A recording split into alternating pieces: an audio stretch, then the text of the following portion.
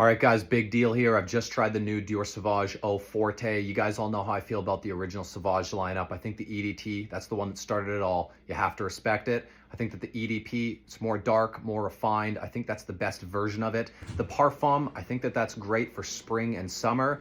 And the Elixir, it's a modern masterpiece. I think that that is incredible.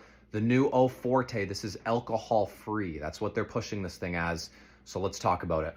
One thing that you're going to notice straight out the gate here is when you spray it on your skin, it comes out in this very heavy, inky cloak. So just be warned before you spray it on your clothes. So for the fragrance itself, sprayed it on my skin, let it sit there for a few seconds, and then I went in and tried it.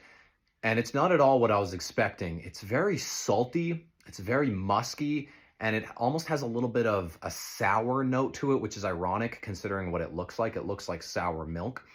And the note breakdown, this basically goes down to about three things, which is resin, lavender, and musk.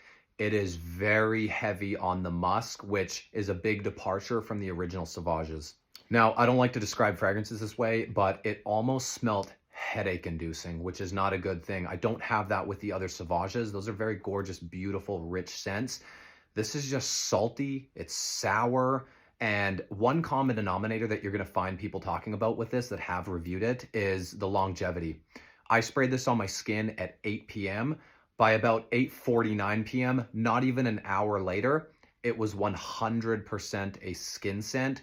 When I tried Sauvage Elixir for the first time, I wasn't a big fan of that either, but the biggest difference there was with Sauvage Elixir, you could tell that that was quality, that it was long lasting, and that it was powerful.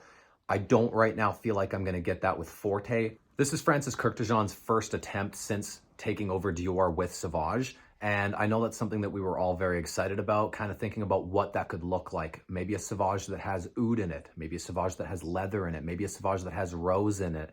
Maybe something similar to what Dior already created with their masterpiece that was none other than Dior Homme Parfum. Unfortunately, that is not what we got here. I don't really know what the purpose of this fragrance is, what purpose it serves, why an alcohol-free fragrance. I don't think that there's a lot of people out there screaming for that.